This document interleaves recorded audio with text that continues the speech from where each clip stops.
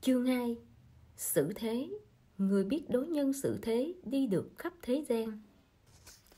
Cuộc sống là một cốc nước, có thể vô vị nhạt nhẽo, nhưng cuộc sống cũng có thể là một bát canh, đủ cả vị đắng cay chua ngọt. Bất kể cuộc sống là gì, đều tùy thuộc vào sự lý giải và nắm bắt của bạn. Trong xã hội muôn hình vạn trạng, những người khác nhau có thể vẽ nên những màu sắc khác nhau cho cuộc đời độc đáo của mình. Nhưng nếu thiếu sự khôn ngoan trong xử thế, cuộc đời bạn sẽ mất đi màu sắc, trở nên ảm đạm. Có thể nói xử thế là một nghệ thuật, cũng là một sự thông thái. Người giỏi xử thế ở đâu cũng tự do phóng khoáng, tha hồ bay lượn.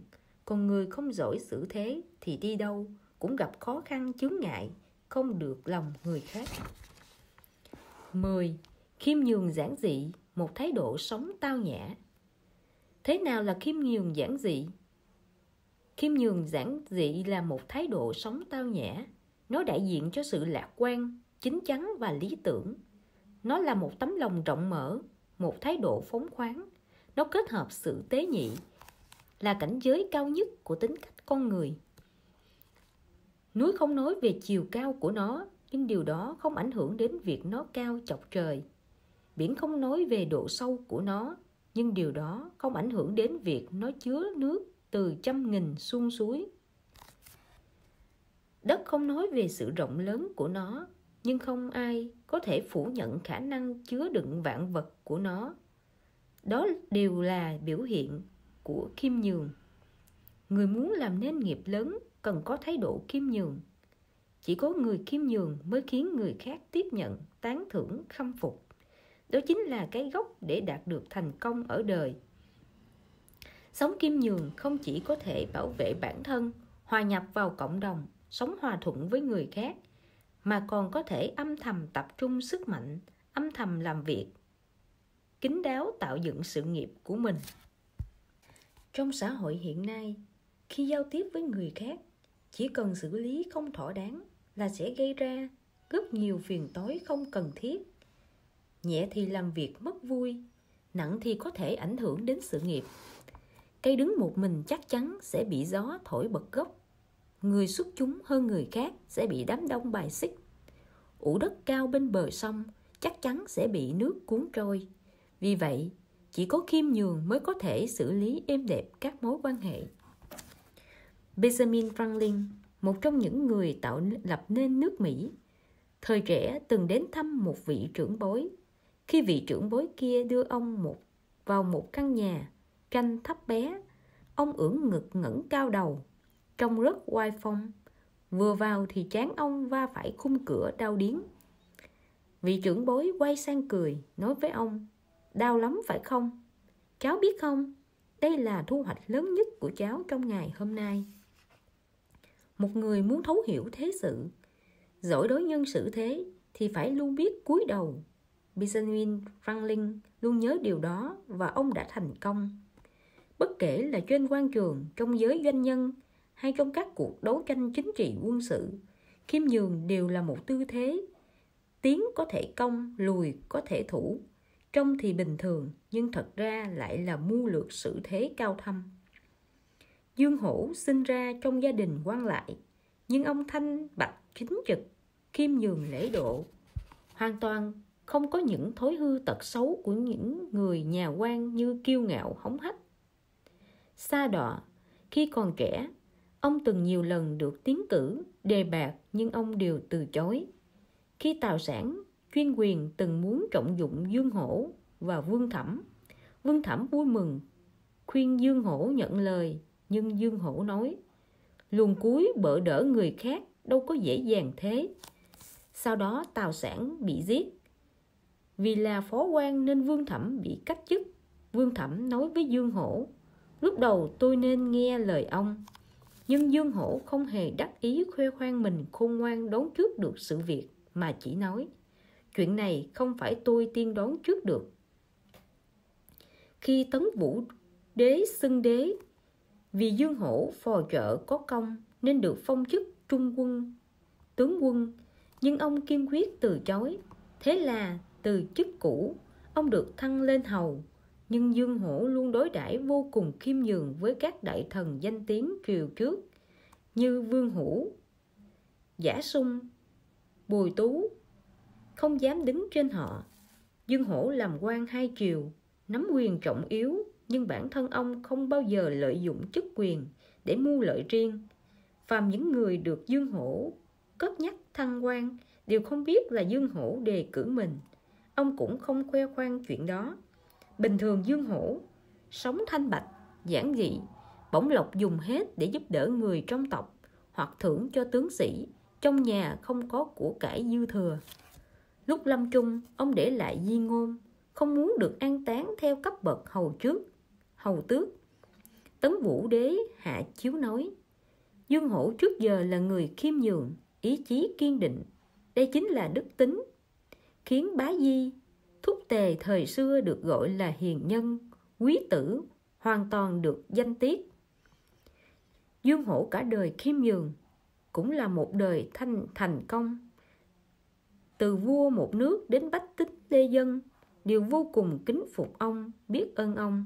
Ông nhìn nhận thế gian bằng một tâm thái ôn hòa, không gây thị phi, không khiến người khác ghét bỏ, đố kỵ. Tu dưỡng đến cảnh giới này, lúc nghèo khổ có thể an hưởng cuộc sống thanh bần, tấm lòng rộng mở, độ lượng. Khi hiển hách có thể khiêm nhường lễ độ, không kiêu ngạo, không hống hách, xứng đáng để chúng ta học tập. Ngoài ra, khiêm tốn là một đức tính đẹp, có ích suốt đời. Một người thật sự biết khiêm tốn là người có thể tập trung sức mạnh, biết học cái hay của người khác để bù đắp cái dở của mình. Khiêm tốn không chỉ tránh để người khác có ấn tượng không tốt về mình, mà còn có thể khiến cho tấm lòng mình trở nên rộng mở bao dung. Người khiêm tốn chắc chắn có thể chuẩn bị chu đáo tất cả, rồi mới bắt tay vào việc chính, cuối cùng đạt được thành công. Tỷ phú Lý Gia Thành từng dạy con trai Lý Trạch Khải khi anh ta mới bước vào thương trường thế này: cây lớn thì dễ bị gió quật bật gốc, làm người phải khiêm nhường kín đáo. Có thể thấy người thành công hiểu rất rõ đạo lý, làm người cần biết khiêm nhường. Họ dùng sự khiêm nhường để giữ gìn thành công của mình. Đó quả là một triết lý làm người thông minh. Có điều chúng ta cần hiểu rằng khiêm nhường không có nghĩa là sợ sệt, không tranh đoạt, mà là người có tấm lòng rộng mở. Khi coi thường danh lợi, hiểu rõ chí hướng của bản thân, thì thường rất độ lượng bao dung. Khiêm nhường cũng không phải là yếu đuối nhu nhược, mà là một trạng thái bền bỉ dẻo dai, là tâm thái của người có chuẩn bị, rộng lượng và phóng khoáng, là thái độ tốt nhất để làm kiên cố gốc rễ của thành công, cũng là trạng thái tốt nhất để đi đến thành công. 11. Khiêm tốn mang lại vô vàn lợi ích cho bạn. Các vĩ nhân xưa nay ở cả phương Đông và phương Tây đều là những người có hoài bão lớn, nhưng họ còn có điểm chung là điều khiêm tốn. Maxim Gorky từng nói, trí tuệ là đá quý. Nếu dùng khiêm tốn viền xung quanh thì sẽ càng rạng rỡ lấp lánh. Khi trả lời phỏng vấn của nhà báo, Newton khiêm tốn đúc kết thành công của mình như sau: tôi không biết người khác đánh giá tôi thế nào, nhưng bản thân tôi thấy mình giống như một đứa trẻ trên bãi biển, thỉnh thoảng nhận được một hòn đá tròn trịa nhẵn bóng, còn đại dương chân lý thì tôi chưa phát hiện ra. Nhìn từ quá trình phát triển xã hội, dù bất cứ ai có những tìm tòi khám phá phát triển lớn lao trong một lĩnh vực nào đó, thì cũng không thể nói anh ta đã hoàn toàn tinh thông lĩnh vực đó. Trí thức luôn luôn tiến bộ, trí thức cũng là vô cùng. Sự phát triển của sự vật là vô tận, nhận thức của con người về thế giới cũng là vô biên. Cho nên không ai có thể cho rằng mình đã đạt đến cảnh giới cao nhất, có thể dừng lại được rồi. Chỉ có sự khiêm tốn mới có thể đưa một người từ bình thường bước tới thành công huy hoàng. Còn kiêu ngạo tự mãn thường sẽ đẩy một người từ đỉnh cao xuống vực sâu. Có thể nói, khiêm tốn là một đức tính đẹp mang lại lợi ích suốt đời cho con người. Thomas Jefferson là tổng thống thứ 3 của Mỹ. Năm 1785, ông từng làm đại sứ Mỹ tại Pháp. Một hôm, ông đến thăm nhà ngoại trưởng Pháp. Ngoại trưởng Pháp vừa biết tin ông tranh cử tổng thống Mỹ, liền hỏi: "Ông thay thế ông Franklin à?" "Tôi tiếp quản công việc của ông ấy, không ai có thể thay thế ông Franklin."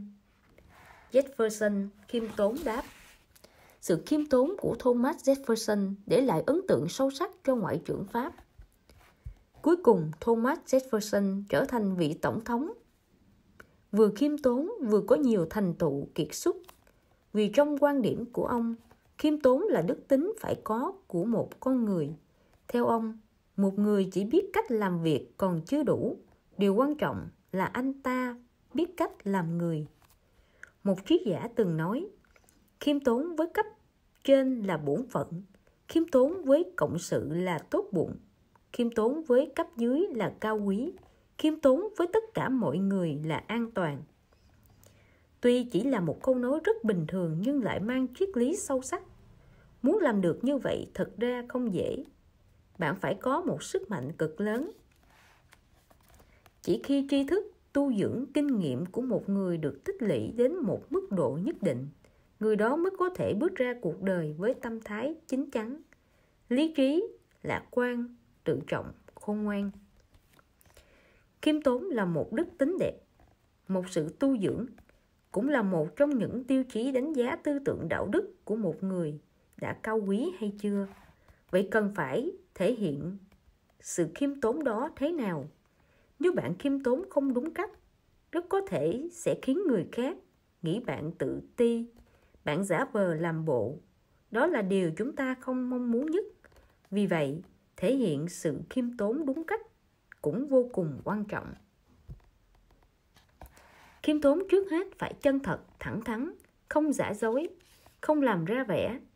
Khi bạn bày tỏ ý kiến trái chiều, nhất định phải tự tin, kiên định, đừng ấp úng, sợ làm tổn thương người khác. Nếu không sẽ chỉ khiến đối phương hiểu lầm, cho rằng bạn đang giả vờ đóng kịch. Thứ nữa là cử chỉ phải chừng mực. Người có cử chỉ hoạt bát sẽ thu hút nhiều bạn bè hơn. Nhưng nếu hoạt bát thái quá, bất kể tình huống, nơi chốn, nói năng khoa trương, không quan tâm đến cảm giác của người khác, thì rất dễ bị cho là hời hợt, phù phiếm, thích khoe khoang. Ngoài ra, bên cạnh việc khiêm tốn, còn cần bỏ tính đố kỵ. Đối diện với người ở địa vị cao hơn, có thành tích tốt hơn mình, con người thường nảy sinh tâm lý đố kỵ. Đố kỵ là tình cảm khó khống chế và khó tránh mắc phải nhất trong các trạng thái cảm xúc của con người. Một khi nảy sinh tâm lý đố kỵ, trong đầu chúng ta sẽ có suy nghĩ làm thế nào biến đối thủ thành kẻ bại trận dưới tay ta. Nếu suy nghĩ này được thực hiện sẽ tạo ra những tổn thương và hậu quả không thể tránh khỏi. Làm thế nào để từ bỏ sự đố kỵ? Thực ra biện pháp đơn giản nhất chính là tập trung vào việc tích lũy kiến thức để cạnh tranh. Như vậy có thể giới hạn sự đố kỵ, chỉ đặt nó ở tài năng của đối phương. Nhờ nỗ lực tự thân, khi chúng ta có tư cách cạnh tranh với đối phương, thì không chỉ làm tan biến bóng tối do đố kỵ tạo thành theo một cách tích cực, mà còn giúp chúng ta lấy lại tự tin. Cuối cùng, cần nhớ một điều. Khiêm tốn không có nghĩa là hạ thấp thân phận và yêu cầu của bản thân. Khi người khác muốn cái gì là thực hiện cái đó. Đó chỉ là hình tượng đứa bé ngoan, hoàn toàn không phải là khiêm tốn thật sự. Giữa người với người, dù mang thái độ nào cũng cần cố gắng làm sao cho đúng mực, tránh vì quá độ mà gây áp lực không cần thiết cho bản thân. Như vậy sẽ ảnh hưởng đến việc giao tiếp ở một mức độ nhất định. Vì thế, trước khi nói chuyện, làm việc với người khác, nhất định phải nắm vững chừng mực để hành động của chúng ta có mục đích và hợp lý. 12.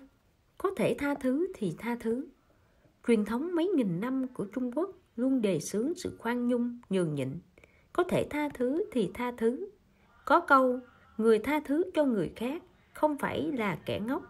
Chỉ có kẻ ngốc mới không biết tha thứ cho người khác. Giữa người với người khó tránh xảy ra va chạm và tranh cãi. Một khi đã có mâu thuẫn, dù mình có lý thì cũng không nên trách móc, chửi bới người khác thái quá. trách móc, chửi bới, không những không giải quyết được mâu thuẫn mà còn làm mâu thuẫn xấu đi.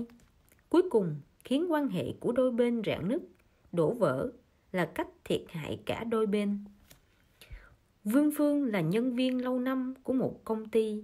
Chị thường tự coi mình là chủ công ty, cảm thấy mình ưu việt hơn hẳn các nhân viên mới, thường sai nhân viên mới làm việc của mình. Đồng nghiệp Tiểu Lưu khi mới vào đã giúp chị làm không ít việc. Nhưng dần dần khối lượng công việc của Tiểu Lưu nhiều lên, cô cũng vùi đầu vào làm việc của mình. Điều này khiến Vương Phương thấy hơi hụt hẫng. Tiểu Lưu có một thói quen xấu là thích ăn vặt trong giờ làm việc, đồng thời bàn làm việc rất bừa bãi. Một lần lãnh đạo nhìn thấy, rất không hài lòng nên phê bình Tiểu Lưu mấy câu. Vương Phương nghe thấy xong, gặp ai cũng nói về tật xấu của Tiểu Lưu, thậm chí còn nói với tổng giám đốc. Tất nhiên, chuyện tới tai Tiểu Lưu, nhưng Tiểu Lưu biết mình có lỗi nên chỉ nhẫn nhịn cho qua. Càng phấn đấu làm việc, lâu dần mọi người đều quên tật xấu nhỏ thường ngày của Tiểu Lưu, bắt đầu chú ý đến thành tích công việc ngày một nổi trội của cô. Nửa năm sau, Tiểu Lưu được đề bạt làm cấp trên của Vương Phương. Có thể tưởng tượng ra được thế khó của Vương Phương sau này. Con người không phải là thánh hiền, ai mà chưa biết từng mắc lỗi. Có thể tha thứ thì tha thứ. Bạn tha thứ cho người khác cũng chính là chừa cho mình một con đường. Ai cũng biết, khoan dung là đức tính đẹp nhất của con người, là một hành động cao quý, là biểu hiện của bậc đại trí, tuệ, chứ không phải là nhát gan vô dụng. Đứng trước trên cao và nghĩ rộng, thì người ta có thể hiểu người khác, tha thứ cho người khác. Trong giao tiếp giữa người với người, hiện tượng biết bản thân có lý liền không buông tha cho người khác khá phổ biến. Một số người một khi cảm thấy mình có lý liền bám vào khuyết điểm của người khác, tấn công tới cùng, nhất định phải khiến đối phương giương cờ đầu hàng mới thôi. Nguyên nhân gốc rễ của việc đó là vì lửa giận trong lòng đương sự, nó dẫn đến hành vi không chịu buông tha. Này, để giải tỏa sự phẫn nộ của nó, chúng ta không tránh khỏi có lúc tức giận, phẫn nộ. Đó là cảm xúc căn bản của con người. Nhìn từ góc độ tâm lý học thì phẫn nộ sẽ khiến tâm trạng con người mất ổn định, rơi vào trạng thái căng thẳng và bực bội. Một khi có chỗ giải tỏa, sự phẫn nộ sẽ trào lên không kiểm soát được. Phẫn nộ chỉ có hại mà không có lợi. Tuy có người cảm thấy phát tiết sự phẫn nộ ra ngoài thì tốt hơn là kìm nén trong lòng nhiều. Không những không hại sức khỏe mà còn có thể làm cho mâu thuẫn bộc lộ ra ngoài. Nhưng nghĩ kỹ thì thật ra còn có cách tốt hơn nổi giận hoặc kìm nén sự tức giận trong lòng, đó là không giận dữ. Có điều không muốn giận dữ hình như rất khó. Cách tốt nhất để đối phó sự phẫn nộ là khoan dung. Vì bạn phẫn nộ chắc chắn là do bạn cảm thấy có người làm sai. Bạn cần nhìn nhận việc này với một tâm thái khoan dung thì mới có thể hóa giải sự phẫn nộ và giải quyết vấn đề.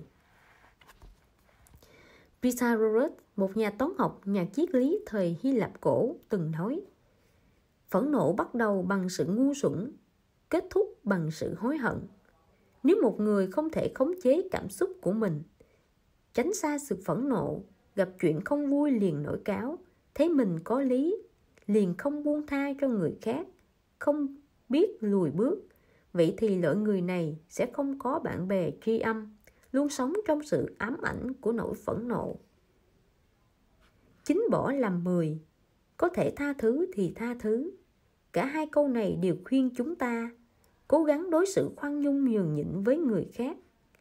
Làm người hay làm việc đều nên chừa đường lui cho mình và người, tránh làm hại đến người vô tội hoặc gây thêm đau khổ và bất hạnh cho người khác. Làm vậy cũng không có lợi gì cho chính chúng ta. Có một đôi vợ chồng lái xe ra ngoài.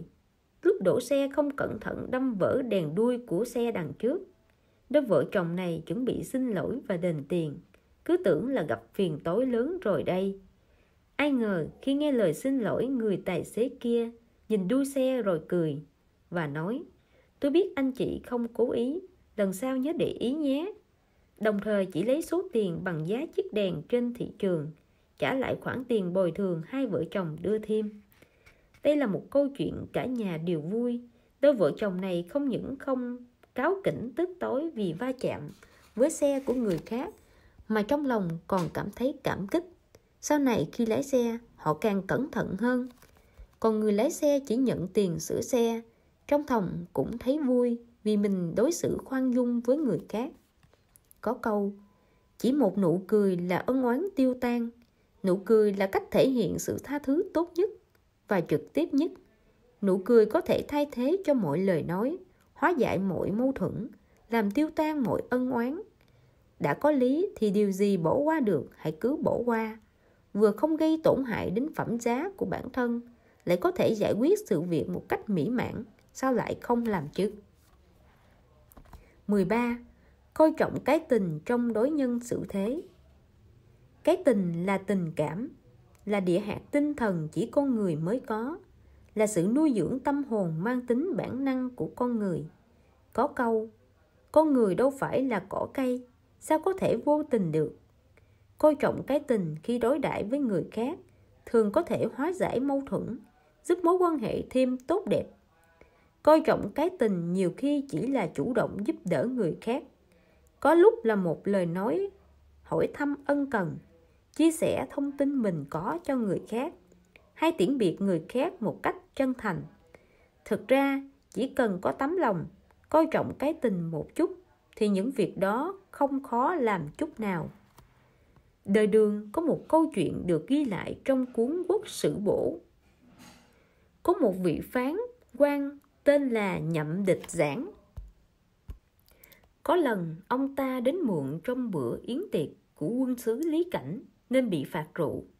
Thị vệ rót rượu, sơ suất rót nhầm, một chung giấm đầy cho Nhậm Địch Giảng.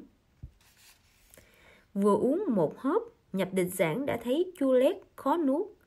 Nhưng ông ta biết Lý Cảnh rất nghiêm khắc, nếu nói ra chắc chắn thị vệ sẽ bị chém đầu.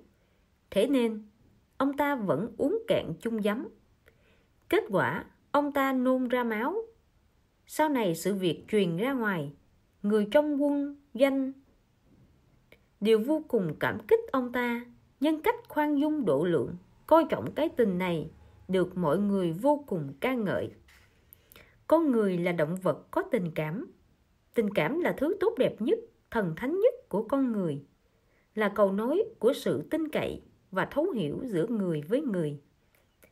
Làm người phải coi trọng cái tình, chừa đường lui cho mình và cả cho người. Sống trong xã hội này, có ai thoát được chữ tình. Không chỉ làm người cần coi trọng cái tình, mà ngay cả khi làm việc cũng cần coi trọng cái tình. Không nên canh cánh trong lòng những chuyện nhỏ nhặt, biết tha thứ cho người khác mới là gốc rễ của việc đối xử tử tế với người khác. Những người nói năng quá ngạo mạn, quá cay nghiệt, dùng người khác đến chân tường, không chừa đường lui, kết quả rất có thể sẽ khiến bản thân rơi vào thế khó xử. Cách làm đó là cực kỳ sai lầm. Từ xưa đến nay, bất kỳ lúc nào cũng cần chừa lại đường lui, không chỉ cho mình mà cả cho người khác, thì con đường dưới chân bạn mới ngày càng rộng mở thênh thang. Sống coi trọng cái tình mới có thể tiến, có thể lui. Trong đời sống thực tế, rất nhiều người nói năng hành xử đều không chừa đường lui cho kẻ khác, tưởng rằng mình nắm được quyền chủ động, là muốn làm gì tùy thích.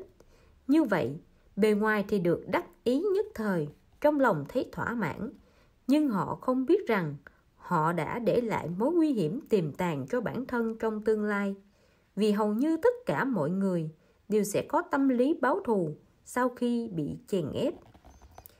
Bạn chèn ép người khác, thực tế lại là gây thù chuốc oán cho bản thân. Hậu quả là bạn ngày càng nhiều kẻ địch, con đường bạn đi ngày càng chật hẹp. Khi một người có thực lực hoặc nắm được điểm yếu của đối phương, hoàn toàn có khả năng nắm được vận mệnh của đối phương. Nếu coi trọng cái tình, biết cách lợi dụng ưu thế trong tay, chừa đường lui cho người khác, giành được sự tin cậy và lòng biết ơn của người khác, lại dùng những tính những cách khác làm cho tình cảm đôi bên thêm khăng khít, thì không chỉ loại bỏ được khả năng gây thù chuốc oán, mà còn có thêm một người bạn đáng tin cậy. Lâu dần, bạn sẽ phát hiện bạn ngày càng có nhiều bạn bè, làm người và làm việc đều ngày càng dễ dàng. Có qua có lại mới tội lòng nhau, tức là người đối với ta ra sao thì ta đối với người như vậy. Trong đối nhân xử thế, ta coi trọng cái tình thì cũng được người đối lại như vậy. Phải chính trực và luôn lạc quan, có chuyện gì cũng nên nghĩ cho người khác, thông cảm cho cái khó của họ. Tình bạn không tự nhiên mà có, cần phải bồi đắp bằng tấm lòng chân thành, có thể thấu hiểu, khoan dung với người khác thì mới có thể trở thành một người có tu dưỡng và có tình người. 14. Giúp người cũng chính là giúp mình. Trong cuộc sống, chúng ta rất hay gặp những chuyện thế này. Thường là khi chúng ta cho người khác một cơ hội hoặc giúp người khác có một cơ hội thì đôi bên mới có thể làm tốt được một việc nào đó. Giúp đỡ người khác đồng thời cũng chính là giúp bản thân mình. Đó chính là hàm ý của câu nói giúp người cũng chính là giúp mình. Trong một tòa nhà, mỗi tối đều có một người khiếm thị xuống vườn hoa bên dưới tản bộ. Điều lạ lùng là bất kể là lên lầu hay xuống lầu, anh ta đều men theo bờ tường, bật sáng tất cả đèn trong hành lang và cầu thang. Hàng xóm thấy rất khó hiểu về hành động này của anh ta. Một hôm, có người không nén nổi tò mò hỏi anh ta: anh không nhìn thấy đường, cứ men theo tường mà xuống lầu là được, sao phải bật đèn? Người khiếm thị cười nói: bật đèn là để mọi người tiện lên xuống lầu, đồng thời cũng là để tiện cho tôi. Người hàng xóm không hiểu: anh không nhìn thấy, bật đèn có gì tiện lợi cho anh? Người kia đáp: bật đèn sáng, mọi người lên xuống nhìn thấy thì sẽ không va vào tôi nữa. Như thế chẳng phải là tiện lợi cho tôi sao? Lúc này, người hàng xóm mới hiểu ra giúp người cũng chính là giúp mình là một câu ngạn ngữ về đối nhân xử thế được lưu truyền rộng rãi trong nhân gian. Câu nói này có ý nghĩa tích cực, khuyên người ta sống nhân nghĩa, hướng thiện, giúp đỡ người khác. Giúp người là giúp đỡ họ thuận lợi đạt được mục tiêu họ kỳ vọng. Nếu mọi người đều sẵn lòng giúp đỡ người khác như vậy, thì bản thân ta cũng sẽ nhận được sự giúp đỡ của người khác mọi lúc mọi nơi. Nhìn từ góc độ tâm lý học, giúp đỡ người khác, bản thân ta sẽ cảm thấy vui vẻ. Có câu, giúp đỡ người khác là gốc rễ của niềm vui. Nếu người được giúp đỡ có lòng cảm kích ta, biết đền ơn đáp nghĩa thì lại càng tốt đẹp. Đấu trường La Mã thời La Mã cổ đã xảy ra hàng vạn trận quyết đấu giữa người và thú. Mỗi trận đấu đều là cuộc giành giật sinh mạng, một mất một còn vô cùng khốc liệt. Nhưng ở đó từng xảy ra một kỳ tích. Tù nhân nọ nằm co ro trong một góc đấu trường, con sư tử đối khác lao tới. Nhưng khi sư tử tới trước mặt người đó, nó dừng lại, chỉ đi qua đi lại gần anh ta. Hóa ra 3 năm trước, tù nhân này đã từng cứu con sư tử lúc nó bị thương và thả nó về rừng. Lúc này con sư tử nhận ra anh ta nên không tấn công anh ta nữa. Sau khi biết chuyện, hoàng đế La Mã liền trả tự do cho người tù nhân hậu đó. Câu chuyện này không chỉ kể cho chúng ta chuyện sư tử cứu mạng người tù nhân. Nói đúng ra chính là người tù nhân ấy đã tự cứu mạng sống của mình. Chính vì anh ta đã gieo hạt thiện trước đó nên mới nhận được trái thiện. Giữa người với người làm gì cũng đều có tương tác qua lại. Có câu, tặng người hoa hồng, tay ta cũng ngát hương. Trong quá trình giúp đỡ người khác, có thể chúng ta còn được nhiều hơn. Con người là động vật có tình cảm, nhưng coi trọng cái tình cũng cần có lý trí. Có tình cảm mà không mất lý trí, có lý trí mà không làm tổn hại đến tình cảm. Như vậy thì mọi người mới đều được vui vẻ. Nếu là giữa đồng nghiệp với nhau, đôi bên tích cực chủ động giúp đỡ nhau, ủng hộ nhau, tình cảm thấm thiết như anh em, thì khi đó đạo lý đối nhân xử thế, giúp người cũng là giúp mình lại càng quý báu. Không khí làm việc trong công ty sẽ càng hòa thuận. Chúng ta đề xướng việc lấy đức trị quốc, thì lại càng không thể thiếu sự giúp đỡ lẫn nhau để đôi bên cùng có lợi này. Nhưng nếu chỉ giúp người để giúp mình, thì đã đi ngược lại với bản chất chữ thiện và chữ nhân rồi. Phải thừa nhận là trong cuộc sống rất nhiều người giúp đỡ người chỉ là để giúp mình. Thậm chí có người cho rằng tôi giúp anh thì anh cũng phải có qua có lại mà giúp tôi. Nếu không, anh ta là đồ không có lương tâm, không có tình người. Đây là một loại triết lý tầm thường, một cách cực đoan, thực chất chỉ có mục đích làm lợi cho mình. Như vậy, chắc chắn sẽ khiến bản thân sai lầm trong việc tạo lập và giữ gìn các mối quan hệ. Thậm chí còn khiến các mối quan hệ cá nhân vốn trong sáng bị biến tướng, trở thành quan hệ lợi dụng lẫn nhau. Trong việc giao thiệp, ai cũng có tránh khỏi gặp phải các kiểu đi cửa sau, hoặc xin mở cửa sau. Hoặc có thể nói ai cũng có lúc giúp được người khác, cũng đều có thể được người khác mở cửa sau nhờ khả năng của mình. Tất nhiên, nếu coi hiện tượng phổ biến trong quan hệ giao tiếp này là xấu xa, tầm thường, thì cũng hơi thiếu công bằng. Nếu được nhờ vả mà không phân biệt đúng sai phải trái, đã vội vàng bài trừ và từ chối, thì lại càng không thỏa đáng. Làm như vậy chắc chắn sẽ gây ảnh hưởng tới tình cảm đồng nghiệp. Vì vậy, trong điều kiện không vi phạm quy định và luật pháp có liên quan, nếu có thể giúp được người ta thì cứ giúp. Tất nhiên, khi làm vậy, đồng thời phải loại bỏ các suy nghĩ tư lợi, phải đường hoàng chính trực, không được rắp tâm dùng cái lợi nhỏ ấy để mua chuộc lòng người, cũng không mong muốn đối phương phải biết ơn mình. Giúp người mà không mong người giúp mình chính là cảnh giới nhân sinh lớn lao mà người người đều nên theo đuổi. 15. Làm gì cũng không nên dồn người khác vào đường cùng. Pháp Diễn Thiền Sư thời Tống từng nói, quyền lực không được dùng hết thì tai họa tất đến. Phúc không được hưởng hết tất bị cô lập. Lời khen không được nói hết lòng người tất thay đổi. Quy tắc không được quá hà khắc người tất nghĩ cách đối phó. Câu nói này cảnh cáo chúng ta trong đối nhân xử thế không được quá cực đoan, tuyệt đối, phải chừa lại đường lui, chừa không gian cho mình và cho người khác.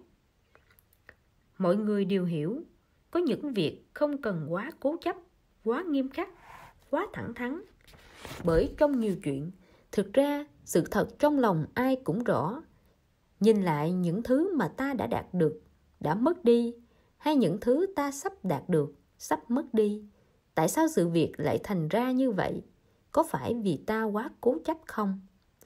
Trong khi có thể chỉ cần ta thay đổi góc nhìn, thay đổi phương hướng, hoặc chỉ cần quay người là mọi chuyện đều đã buông thông tỏa. Trong cả đối nhân xử thế, có lẽ đều là ta tự trói buộc bản thân. Phàm việc gì cũng không nên dồn người khác vào đường cùng. Đó đồng thời cũng là dồn chính ta vào đường cùng. Cho người khác đường lui cũng chính là cho bản thân ta một đường lui. Dưới đời nhà Minh chỉ có 2 người được công nhận là tể tướng thật sự. Đó là Nghiêm Tung và Trương Cư Chính. Nghiêm Tung chấp chính được 20 năm, chuyên quyền độc đoán, làm đủ việc xấu. Triều Minh bị ông ta làm cho tan hoang, mục ruỗng. Năm Gia Tỉnh thứ 44, tức năm 1565, vì con trai Nghiêm Thế Phiên bị tố cáo mưu phản, Nghiêm Tung bị liên lụy, cắt chức phế thành dân thường. Cuối cùng tài sản bị tịch thu, không có chỗ nương thân, cả nhà chết đói ở mộ xá. Cái chết của Nghiêm Tung là kẻ khác gặp ác báo, chết cũng không đền hết tội. Thế nhưng Trương Cư Chính lúc còn sống dồn hết tâm sức phục vụ triều đình, công lao vô cùng to lớn. Sau khi chết cũng không được báo đáp. Em trai và 3 người con của ông ta bị xung quân, gia sản cũng bị tịch thu toàn bộ. Tại sao lại như vậy? Hóa ra Trương Cư Chính hành sự quá cứng nhắc để tiến hành cuộc cải cách của mình. Ông ta đã biến rất nhiều người trong triều trở thành kẻ địch.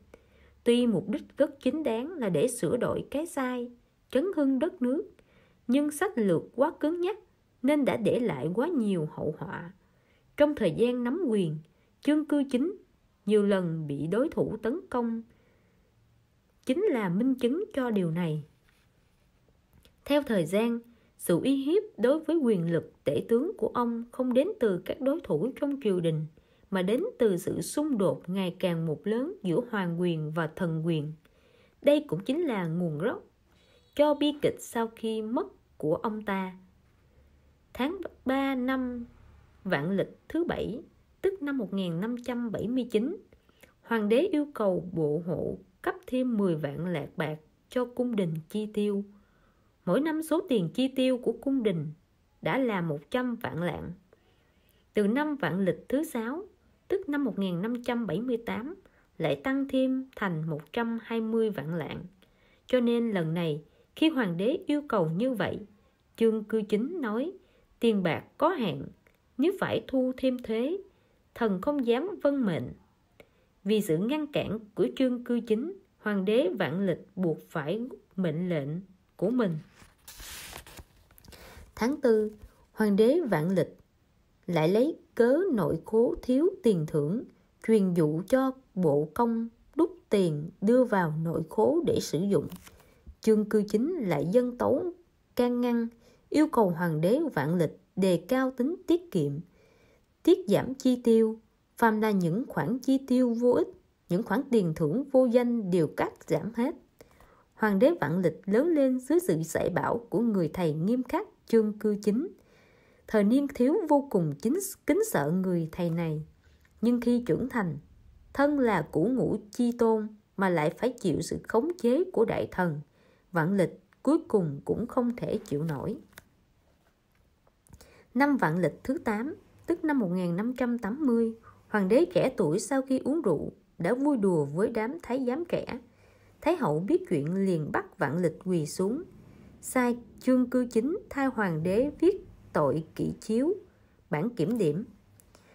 Trương Cư Chính không hề từ chối mà viết luôn, còn xử phạt mấy thái giám được Vạn Lịch yêu thích. Lý do là họ khiến hoàng đế không màng chính sự. Việc này đã khiến Vạn Lịch mất hết thể diện. Trương Cư Chính trực tiếp can thiệp vào đời sống ở hậu cung của hoàng đế, là vượt ra ngoài bổn phận của nội các đại thần. Đúng như đối thủ của ông ta nói, quyền thế của ông ta đã lấn át bậc quân chủ. Hoàng đế Vạn Lịch chôn chặt những nỗi nhục này trong lòng, đợi Trương Cư Chính chết liền báo thù. Đối với bi kịch của Trương Cư Chính, quan tả dụ Đức đương nhiệm là Vu Thận Hành đã nói rất khẩn thiết. Ông ta dốc hết tài sức phục vụ đất nước, kết oán từ trên xuống dưới. Khi ông ta nắm quyền, tất cả triều đình đều ca tụng công lao mà không nói đến sai lầm của ông ta. Bây giờ ông ta chết rồi, thì cả triều đình chỉ hạch tội mà không hề nói đến những thành tựu của ông ta. Như vậy đều không đúng cả. Quả thật, Trương Cư Chính làm việc quá hăng say, quên mất giang sơn là của ai. Làm tốt đến mấy thì bề trên cũng không vừa ý, ngược lại cuối cùng còn thiệt đến thân. Làm việc gì cũng nên có chừng mực, nếu làm quá thì sẽ không tốt. Hơn nữa, bất cứ việc gì cũng phải xem xét đối tượng mà ta đối diện. Đối tượng không đúng, có thể tất cả những gì ta bỏ ra sẽ không nhận được sự bồi đáp xứng đáng. Trong việc đối nhân xử thế, dù làm điều gì cũng nên có chừng mực, để cho mình con đường lui, vì bạn tin rằng sẽ có lúc bạn cần người khác giúp đỡ. Chừa đường sống cho người khác cũng là chừa đường lui cho mình, để người khác sống cũng là để mình được sống. Trong thực tế, có những người hay nói năng quá đáng. Anh ta gây rối cho người khác, chặn đường của người khác, nhưng cũng chính là anh ta chặn con đường của chính mình. Giống như câu nói, khi bạn chỉ tay vào người khác thì đồng thời có 3 ngón tay chỉ về phía bạn. Cuối cùng anh ta cũng chỉ có thể tự làm tự chịu. Cho nên, sống trên đời, nếu muốn được hạnh phúc vui vẻ, thì hãy cố gắng làm người chính trực, đối nhân xử thế chân thành với người khác, thường xuyên giúp đỡ người khác, bởi vì có đường cho người khác đi, tất có đường cho chính mình. Mong cho người khác gặp điều tốt đẹp, thì kết quả là mình cũng gặp được điều tốt đẹp. 16. Tôn trọng đối thủ của mình. Đối thủ chính là người cạnh tranh, đặc biệt là những người cạnh tranh có năng lực tương đương với mình. Trong cuộc sống, chắc chắn ta sẽ gặp phải đủ loại đối thủ, từ lúc học mẫu giáo, tiểu học, trung học, đại học cho đến cao học, vân vân. Mỗi người bạn cùng lớp đều là đối thủ của bạn. Tuy rất nhiều người trong số đó không phải là đối thủ mà bạn ý thức được, nhưng về thực tế thì vẫn là đối thủ. Ví như hồi nhỏ, vì một quả lê mà anh chị em trở thành đối thủ của nhau. Sự cạnh tranh của đôi bên là để giành được một quả lê. Đến khi đi học, bạn cùng lớp trở thành đối thủ, cạnh tranh nhau để giành lấy được thành tích xuất sắc hơn và được thầy cô, bố mẹ khen ngợi. Khi bước vào xã hội, rất nhiều người bạn không quen biết trở thành đối thủ của bạn. Ví dụ như để cạnh tranh một công việc, để giành một hợp đồng, rất nhiều người âm thầm cạnh tranh với nhau, trở thành đối thủ thực sự của nhau. Hai người A và B đại diện cho công ty của mình tham gia đấu thầu. Công ty mà A làm việc có danh tiếng lớn hơn trong ngành, tiếng tăm công ty của B nhỏ hơn nhiều so với công ty kia. Trước khi bắt đầu buổi đấu thầu, hai người trò chuyện xã giao và trao đổi danh thiếp. Anh nhìn qua danh thiếp của B rồi tiện tay để lên bàn, còn B thì cẩn thận cất danh thiếp của A vào hộp đựng danh thiếp. Buổi đấu thầu bắt đầu. Hạng mục dịch vụ của hai bên không khác nhau nhiều lắm, cạnh tranh vô cùng khốc liệt. Công ty mời thầu nhất thời khó mà quyết định được. Sau một hồi tranh luận nảy lửa, bên mời thầu tuyên bố kết thúc buổi đấu thầu, yêu cầu A và B về đợi kết quả. Sau khi hai người rời khỏi phòng, đại diện của bên mời thầu phát hiện trên bàn có một tấm danh thiếp. Đó chính là tấm danh thiếp B đưa cho A. Lúc này, đại diện bên mời thầu vốn đang còn do dự, liền quyết định giao đơn hàng này cho công ty của B. Nguyên nhân thật ra rất đơn giản. Đại diện của bên mời thầu cho rằng B tôn trọng đối thủ của anh ta. Đây là một phẩm chất không hề có thể bỏ qua, vì trên thương trường, ngoài so sánh sản phẩm, chất lượng, kỹ thuật, giá thành và dịch vụ ra, tin cậy và tôn trọng là phẩm chất cần lưu tâm hơn cả.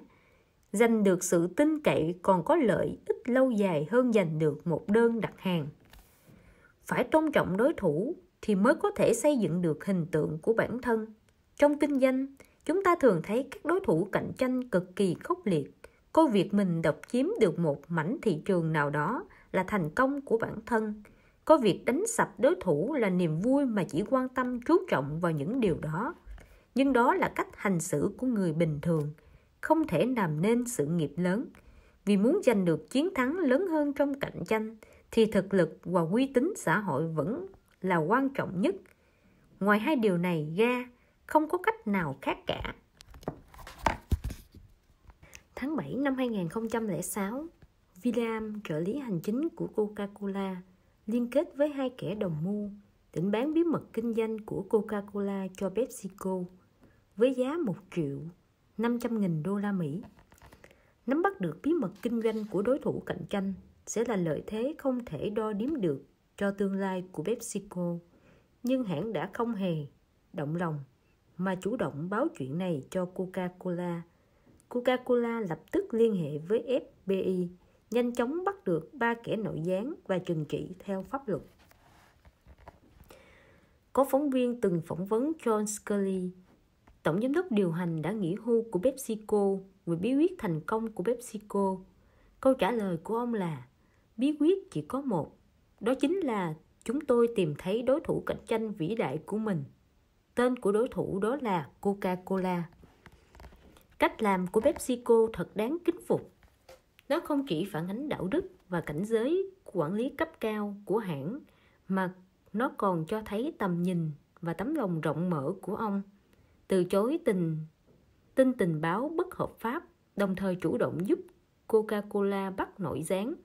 PepsiCo đã đạt được danh tiếng về uy tín của mình, xây dựng hình tượng xã hội tốt đẹp, khiến công chúng tin rằng PepsiCo kinh doanh trung thực, không sử dụng mánh lới tiểu xảo.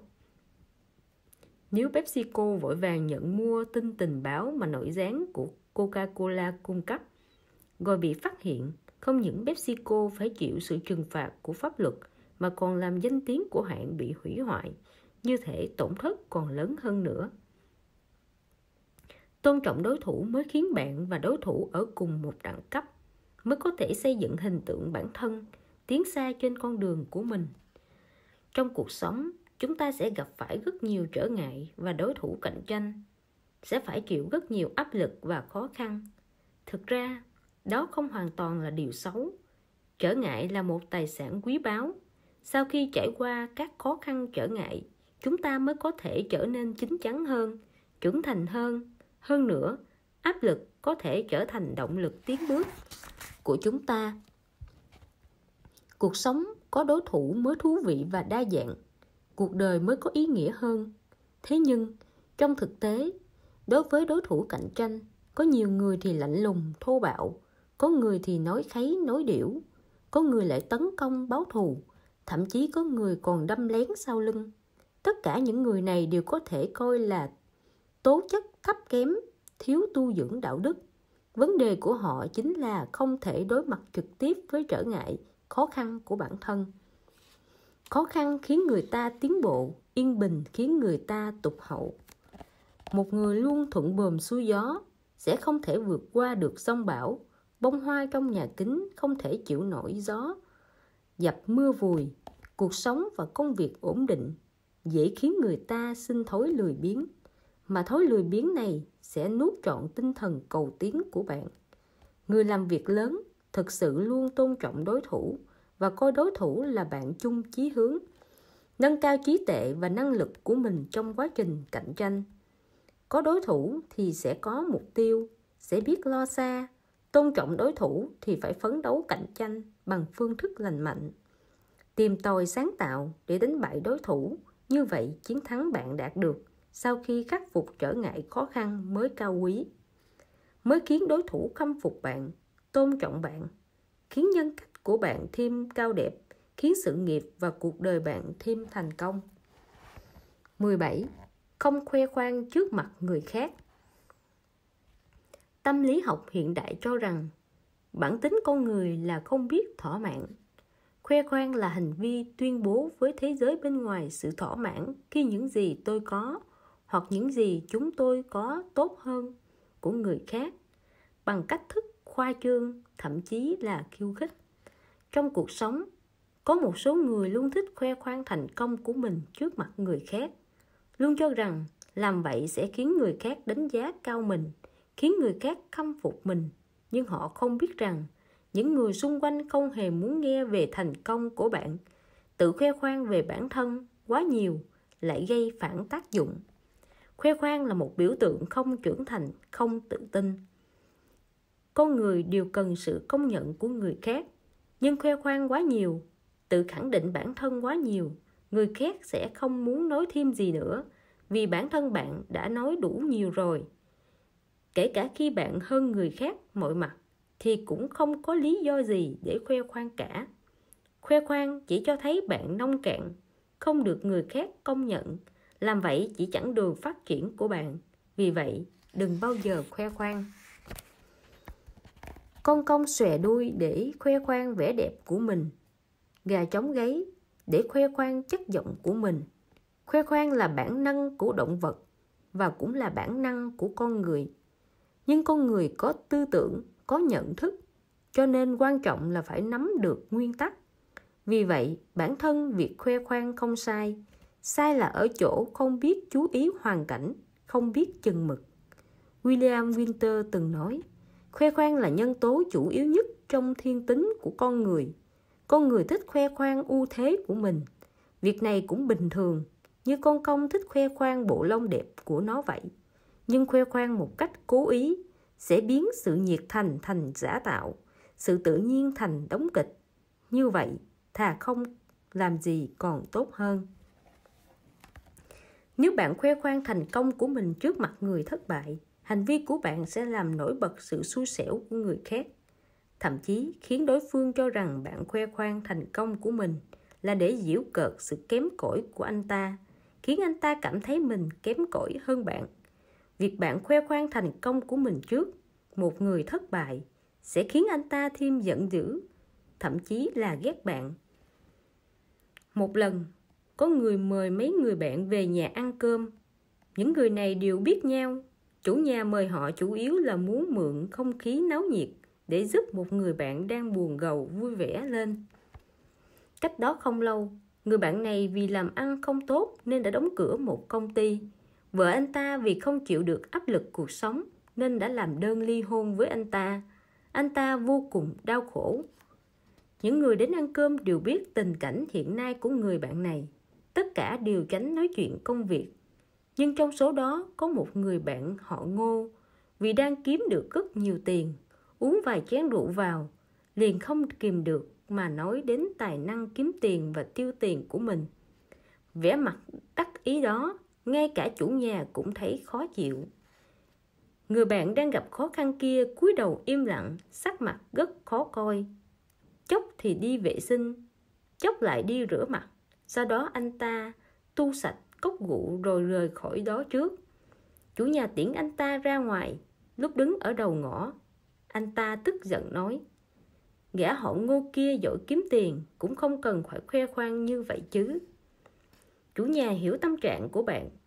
Vì nhiều năm trước, anh ta cũng từng trải qua thất bại. Họ hàng thành công cứ khoe khoang lương bổng, tiền thưởng cuối năm trước mặt anh ta. Cảm giác đó vô cùng đau đớn, khó chịu. Cho nên đừng bao giờ khoe khoang thành công của mình trước mặt người khác, dù bạn thật sự rất thành công. Thừa tư cách để khoe khoang, nhưng người đối diện không hề muốn nghe những điều đó. Nếu bạn chỉ biết khoe khoang thành công của mình, đối phương sẽ xa lánh bạn. Bạn sẽ mất một người bạn mà không biết. Mỗi người đều muốn cho người khác thấy mình thành công, thấy mặt ưu thế của mình. Bạn bè của bạn cũng không ngoại lệ. Cho nên, khi nói chuyện với bạn bè, có thể chọn nói những chuyện anh ta quan tâm hoặc đắc ý, vừa thỏa mãn tâm lý của anh ta, lại vừa giành được thiện cảm về mình. Khi vui vẻ, người bạn ấy cũng sẽ quan tâm đến thành công của bạn. Như vậy khi bạn nói ra, đối phương sẽ không cảm thấy bạn đang khoe khoang nữa. Ai cũng đều tôn trọng bản thân, thích nói về bản thân, đều muốn người khác coi trọng, quan tâm mình. Nếu bạn để anh ta nói ra thành công của anh ta, hoặc bạn nói ra thành công của anh ta, chắc chắn anh ta sẽ có thiện cảm với bạn, chắc chắn sẽ trở thành bạn tốt của bạn. Trong xã hội mà con người không thể sống một mình này, nếu có thể khiến cho bạn bè công nhận bạn, giúp đỡ bạn, thì bạn sẽ dễ đạt được thành công hơn nhiều. Rất nhiều người trong lúc trò chuyện, bất kể là có lấy bản thân làm chủ đề hay không, cách nói chuyện của họ luôn làm nổi bật bản thân lên, thể hiện cái tôi rất rõ ràng. Loại người này có thể được đánh giá là có tài hùng biện, nhưng cũng có thể bị đánh giá là chém gió thành thần, tỏ ra phù phiếm, hoặc thường muốn gây sự chú ý, khiến người khác nảy sinh cảm giác bài xích và không vui. Việc thể hiện bản thân có tài năng và văn hóa không có gì đáng chê trách. Chỉ có khoe khoang một cách quá lố mới là ngu xuẩn. Dale Carnegie từng chỉ ra rằng nếu chúng ta chỉ khoe khoang về bản thân với người khác, khiến người khác có hứng thú với chúng ta sẽ không bao giờ có nhiều người bạn thân chân thành thật sự. Bạn bè thật sự không qua lại với nhau theo cách đó. 18. Người bình dị dễ gần sẽ khiến người khác đến gần mình hơn. Giỏi thu phục nhân tâm thì có thể làm nên nghiệp lớn, mà cách thu phục nhân tâm hiệu quả nhất chính là làm một người bình dị dễ gần. Nhìn lại những người thành công trong lịch sử từ xưa đến nay, sở dĩ họ có thể đạt được thành công là vì họ có phẩm chất quan trọng nhất, bình dị dễ gần. Là một người bình dị dễ gần không hề khó, chỉ cần đối xử thân thiện, ôn hòa, thường đứng trên lập trường của người khác, nghĩ cho người khác rồi mới đến bản thân là được. Năm 1947, Mao Trạch Đông vượt sông Hoàng Hà, đi xe jeep đến Tây Bách Ba. Trên đường đi, ông nhìn thấy một bé gái bị ốm và một người phụ nữ đang khóc nức nở bên đường. Ông vội vàng xuống xe. Mao Trạch Đông vội bước bên người phụ nữ và đứa bé đó, sờ vào tai và trán đứa bé. Con bé làm sao vậy? Cháu nó bị bệnh, người phụ nữ khóc lóc nói. Bệnh gì? Tôi nhờ một vị tiên sinh xem cho. Ông ấy nói là nhiễm lạnh, nhưng uống thuốc không khỏi. Con bé sốt mênh mang. Bây giờ chỉ còn thôi thóp thở. Người phụ nữ khóc nấc lên. Nghe thấy thế, mắt Mao Trạch Đông đỏ hoe. Ông quay phắt lại tìm một bác sĩ của quân đội. Tôi ở đây. Bác sĩ Chu đứng cạnh Mao Trạch Đông nói. Mau khám cho đứa bé này. Bác sĩ Chu dùng ống nghe tim phổi nghe nhịp tim của đứa bé rồi đo nhiệt độ, hỏi người phụ nữ quá trình lên cơn sốt của nó. Có cứu được không? Giọng Mao Trạch Đông hơi run, lo lắng hỏi. Vâng, cứu được. Tốt, nhất định phải cứu sống đứa bé. Mao Trạch Đông liền nói. Nhưng thuốc này... Hết thuốc à? Mao Trạch Đông lại lo lắng hỏi. Có thì có, nhưng chỉ còn đủ cho một người dùng thôi. Thuốc gì? Penicillin. Vậy mau tiêm đi. Đây là thuốc nhập khẩu, khó mua lắm.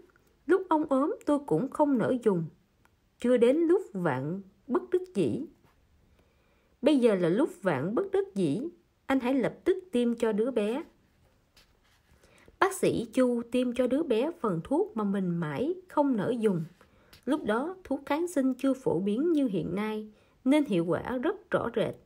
Bác sĩ Chu tiêm xong, cho đứa bé đó uống nước. Chỉ một lát sau, đứa bé dần mở mắt, khẽ gọi mẹ. Người phụ nữ kia tròn mắt ra nhìn. Nước mắt rơi lã chã, đột nhiên quỳ sụp xuống, vừa khóc vừa nói. Bồ Tát cứu mạng. Hai mắt Mao Trạch Đông cũng nhòe đi. Ông quay sang dặn dò bác sĩ Chu. Anh chở hai mẹ con chị này về nhà bằng chiếc xe phía sau đi. Theo dõi thêm một thời gian. Đứa bé ổn rồi, anh hãy quay lại. Sau này, mỗi lần nhắc đến đứa bé và người mẹ tiều tụy đó, mắt Mao Trạch Đông đều đỏ hoe.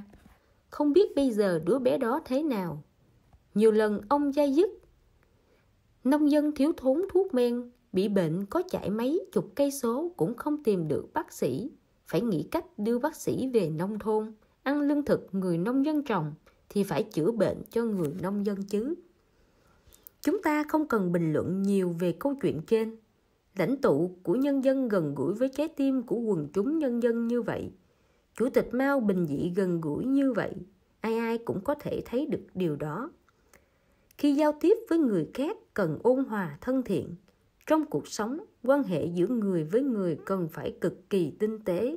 Nếu bạn không cảm nhận được hoặc luôn lạnh lùng trước ý tốt và sự giúp đỡ của người khác, thì dần dần mọi người sẽ xa cách bạn, có lúc còn oán hận bạn. Bình dị gần gũi, hiểu được suy nghĩ của người khác sẽ làm nảy sinh cảm giác an toàn, có lợi cho việc thấu hiểu giữa đôi bên, từ đó thu hẹp khoảng cách giữa bạn và những người xung quanh. Trong một cuộc bầu cử tổng thống đốc bang Tennessee, Mỹ, có hai anh em cùng tham gia ứng cử. Người anh dùng chiến thuật tươi cười ôm hôn trẻ nhỏ để mở rộng số lượng người ủng hộ. Ngược lại, người em hoàn toàn không sử dụng những tư thế đẹp mắt này. Khi đứng trên bục diễn thuyết, ông ta vừa sờ vào túi áo, vừa nói với đám đông. Ai có thuốc lá cho tôi xin một điếu. Kết quả người em thắng cử. Người dân ủng hộ người em nhiều hơn vì sự bình dị thân thiện. Có thể xin thuốc lá người dân của ông ta. Nữ hoàng Marie d'Anjou có địa vị thần thánh bất khả xâm phạm trong lòng thần dân của bà. Trong xã hội Maori, người dân vô cùng trung thành và tôn kính bà. Bà là nữ hoàng nhưng lại có thể mua đồ ăn nhanh bên đường, đồng thời còn có thể trò chuyện với người lạ bên cạnh trong lúc chờ đồ ăn. Bà chính là một vị nữ hoàng bình dị gần gũi. Nhưng điều đó không hề ảnh hưởng đến các cuộc gặp gỡ chính thức giữa bà và các hoàng thất khác. cũng như các chính khách trên thế giới. Bà vẫn có thể cư xử tự nhiên, mẫu mực trong các buổi gặp mặt mang tính chính trị. White là người Melbourne, nhiều năm trước từng gặp nữ hoàng ở New Zealand. Cuộc gặp gỡ này để lại ấn tượng khó quên cho anh ta. Anh ta nói, trong chuyến du lịch, tôi từng dừng lại mua đồ ăn ở một cửa hàng đồ ăn nhanh trong một thị trấn nhỏ. Đồng thời cũng có mấy người Maori từ trên 2 chiếc xe hơi bước xuống mua đồ ăn ở cửa hàng này. Họ ăn mặc rất chỉnh tề, gọi mấy món ăn bình thường. Lúc đầu tôi không nhận ra họ, nhưng tôi để ý thấy trong số họ có một quý bà ăn mặc rất đẹp. Sau đó chúng tôi bắt đầu trò chuyện. Lúc này tôi mới biết bà chính là nữ hoàng Maori. Đời người có mấy lần được nói chuyện với người trong hoàng tộc tại cửa hàng bán đồ ăn nhanh ở vùng quê như vậy chứ. Rina, 74 tuổi, thời trẻ là nhân viên rửa bát, từng là đại diện thanh niên tới Wellington. Bà nói, bất kể ai cũng đều nhận sự tôn trọng như nhau từ những nữ hoàng Maori. Điều này hoàn toàn không liên quan đến thân phận địa vị của bạn. Tôi là ai?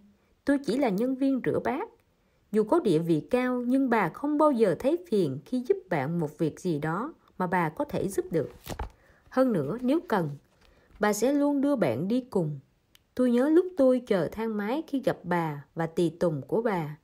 Đáng lẽ bà nên vào thang máy trước, nhưng bà cứ ra ý bảo tôi đi trước. Một nữ hoàng cho một nhân viên rửa bát đi trước mình. Tôi nghĩ tôi có thể nhìn thấy một phần nhân cách của bà. Bà luôn coi người khác quan trọng hơn mình. Người xưa nói, người bình dị gần gũi thì tất được dâng theo. Sự tôn kính mà nữ hoàng Ramayata nhận được vượt trên cả giới hạn về chủng tộc. Một người dù có đạt được thành công lớn đến đâu, dù nổi tiếng đến thế nào, địa vị cao ra sao, nhiều tiền đến cỡ nào, khi đối diện với xã hội đa dạng và phức tạp cũng nên giữ thái độ bình dị gần gũi. Tuyệt đối đừng làm một người ngạo mạn, tự kiêu, phải thường xuyên tự trọng, tự phản tỉnh, tự cảnh báo bản thân, tự động viên bản thân, từ bỏ những suy nghĩ ích kỷ nhằm mưu lợi cho bản thân. Người bình dị gần gũi sẽ khiến người khác đến gần mình hơn. Bình dị gần gũi không chỉ là phong thái mà còn là tư tưởng, triết lý, là nấc thang dẫn tới thành công của chúng ta. 19. Khoan dung với người khác, nghiêm khắc với bản thân. Một hôm sau bữa tối, mẹ và con gái cùng rửa bát trong bếp. Cha và con trai cùng xem tivi trong phòng khách. Lúc này, đột nhiên họ nghe thấy tiếng bát vỡ trong bếp. Sau đó một hồi im lặng. Con trai nói với cha, chắc chắn là mẹ làm vỡ bát rồi. Sao con biết? Người cha ngạc nhiên hỏi. Vì mẹ không mắng chị. Người con trai đáp. Trong cuộc sống thường nhật, chúng ta thường quen nhìn nhận người khác và bản thân bằng những tiêu chuẩn khác nhau, nên chúng ta thường nghiêm khắc trách mắng người khác nhưng lại khoan dung với chính mình. Yếu điểm vốn có của con người chính là quá hà khắc với người khác nhưng lại quá khoan dung với bản thân. Cho nên chúng ta rất dễ dàng nhìn thấy sai lầm của người khác nhưng lại rất khó tìm thấy khuyết điểm của chính mình. Khoan dung với người khác, nghiêm khắc với bản thân là đức tính vô cùng cần thiết để có thể đối nhân xử thế trong xã hội hiện nay. Nhưng xung quanh chúng ta luôn có những người nói năng rất hùng hồ khi phê bình người khác, chỉ trỏ dòm ngó hành vi của người khác, nhưng khi bản thân rơi vào tình huống tương tự thì hành động vô nguyên tắc, lại còn phạm phải sai lầm tương tự. Một triết gia đứng bên bờ biển, nhìn thấy một chiếc tàu gặp nạn. Tất cả thủy thủ và hành khách trên tàu đều chìm xuống biển. Ông ta cảm thấy vô cùng phẫn nộ. Bèn chửi bới ông trời bất công. Chỉ vì có một kẻ tội phạm tình cờ đi trên tàu này mà khiến nhiều người vô tội phải chết oan. Khi ông ta đang luôn miệng chửi rủa thì đột nhiên phát hiện mình đã bị một đàn kiến lớn bao vây. Hóa ra là ông ta đứng cách một tổ kiến không xa. Lúc này, có một con kiến bò lên bắp chân ông ta và đốt ông ta một cái. Việc này không khác gì đổ thêm dầu vào lửa. Ông ta lập tức giẫm chưng chết tất cả đàn kiến. Lúc này, một cụ già xuất hiện trước mặt ông ta, chỉ cây trượng trong tay vào vị triết gia nói: anh đã đối xử với đàn kiến đáng thương này bằng cách tương tự ông trời. Lẽ nào anh còn tự phê bình hành vi của ông trời sao? Con người là loài động vật cảm tính. Khi xử lý sự việc thường chỉ lấy cảnh tượng mình nhìn thấy làm tiêu chuẩn, phán đoán dựa vào giá trị quan và cách thức tư duy của bản thân. Vì vậy mới xuất hiện hành vi nghiêm khắc trách cứ người khác, khoan dung với bản thân. Chuyện này là biểu tượng phổ biến trong cuộc sống. Có một số nhân viên phàn nàn rằng các đồng nghiệp trong công ty thiếu thân thiện, quan hệ lạnh nhạt, thiếu tinh thần giúp đỡ lẫn nhau, nhưng bản thân lại chưa bao giờ thử chủ động quan tâm người khác, giúp đỡ người khác. Có câu ngạn ngữ rất hay: nếu bạn muốn người khác đối xử với mình thế nào thì chỉ cần đối xử với người khác như vậy. Muốn thay đổi quan hệ giữa các thành viên trong công ty thực ra rất đơn giản. Chỉ cần tự bản thân bạn thử quan tâm người khác, cư xử ôn hòa thân thiện với người khác là được. Chỉ cần bạn có thể thay đổi mình, hoàn cảnh cũng sẽ thay đổi theo bạn. Chỉ có nghiêm khắc với bản thân mới có thể khoan dung với người khác. Ngụy Tướng Quân Điềm Dương Cung trong bài Trại Hạ Khúc chính là Lý Quảng. Vì ông giỏi cưỡi ngựa bắn cung, hành tung bất định, hành quân rất nhanh chóng dứt khoát, động tác nhanh nhẹn nên được người hung nô gọi là phi tướng quân. Dưới trướng vị tướng quân văn võ song toàn này có rất nhiều tướng lĩnh được phong hầu, nhưng bao nhiêu năm qua ông lại không được phong hầu. Ông từng phàn nàn chuyện này với thầy tướng số Vương Sóc. Vương Sóc hỏi rằng: ông thử nghĩ xem, đã bao giờ ông làm chuyện gì trái với lương tâm chưa? Lý Quảng đáp: việc tôi hối hận nhất chính là tôi đã giết 800 người đã đầu hàng. Vương Sóc nói với ông: giết binh lính đã đầu hàng là sai lầm lớn nhất của ông. Nó chính là lý do ông không được phong hầu. Thực ra, dù Lý Quảng đánh thắng trận, giết chết 800 tù nhân đã đầu hàng, hay giết Đình Quý Bá Lăng để trả nỗi thù riêng, suy cho cùng cũng đều là do khuyết điểm trong tính cách ông ta tạo thành. Điều này khiến ông ta bất hòa với thượng cấp. Trong triều đại phong kiến chuyên chế tập quyền, xử lý ổn thỏa quan hệ với thượng cấp, quan hệ với giới quyền quý và thậm chí là quan hệ với Hoàng Thiên Quang trọng hơn bất cứ điều gì. Từ việc Lý Quảng khó được phong hầu, chúng ta có thể thấy nghiêm khắc với người khác, khoan dung với bản thân là căn bệnh chung trong tính cách của con người. Lý Quảng tuy có tài chỉ huy, huấn luyện quân đội và dẫn quân đánh giặc, nhưng ông ta lại để bản thân hành động tùy tiện, cuối cùng vì thế mà bị hoàng đế coi nhẹ, không được phong hầu. Tương truyền đầu thời kỳ Khang Hy, cung Càn Thanh từng được đại tu một lần. Khi đó Huyền Diệp bài trí phòng khách riêng của mình một cách rất giản dị. Thứ thu hút sự chú ý nhiều nhất là một đôi câu đối do ông tự viết: yêu người bằng trái tim yêu mình, trách mình bằng trái tim trách người. Có lẽ vì thế sau này mới có hai thời thịnh thế Khang Hy Càn Long. Từ đó chúng ta có thể thấy nghiêm khắc với bản thân và khoan dung với người khác có quan hệ tương thổ tương trợ, không thể thiếu vế nào. Một người nếu chỉ nghiêm khắc với bản thân mà không thể khoan dung với người khác, không biết dĩ hòa vi quý với đồng nghiệp mà quá nghiêm khắc, vậy thì thứ chờ đợi anh ta sẽ không phải là thành công, mà sẽ là ánh mắt lạnh lùng của đồng nghiệp và tâm lý sợ sệt của cấp dưới. Ngược lại, nếu chỉ biết khoan dung với người khác mà không hề nghiêm khắc với bản thân, người như vậy tuy rất khoan hòa với đồng nghiệp và cấp dưới, nhưng lại buông xuôi để mặc bản thân. Anh ta sẽ chỉ có được hình tượng một người ôn hòa tầm thường, không làm được việc gì lớn. Ngoài ra, trong cuộc sống thường nhật, mâu thuẫn giữa người với người rất khó đạt đến mức không đội trời chung.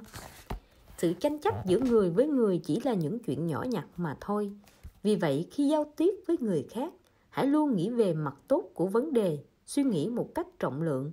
Với một số điểm bất đồng và tranh cãi không cần thiết, chỉ cần bạn nhường nhịn một chút rồi cũng qua. Khoan dung là một đức tính đẹp. Người có thể đối xử khoan dung với người khác thì có thể giao tiếp với đủ mọi kiểu người, đồng thời còn có thể cho thấy được nhân cách, sự tu dưỡng và tấm lòng rộng mở của anh ta. Học cách khoan dung độ lượng là một việc lớn trong cuộc sống của mọi chúng ta. Những người suốt ngày bị sự bất mãn và oán hận khống chế là những người đau khổ nhất. Học cách khoan dung cũng chính là học cách yêu bản thân mình. Nghiêm khắc với bản thân, khoan dung với người khác không chỉ giúp bạn dễ dàng giao tiếp với mọi người, mà còn phản ánh được nhân cách, sự tu dưỡng và tấm lòng rộng mở của bạn. Nhất là trong một xã hội phức tạp như hiện nay, chúng ta càng cần phải khoan dung với người khác, nghiêm khắc với bản thân. Chỉ có như vậy, một người mới có thể vượt ra khỏi thế giới riêng của mình, nâng cao đạo đức và khả năng giao tiếp một cách đúng đắn, tạo nền móng vững chắc cho thành công.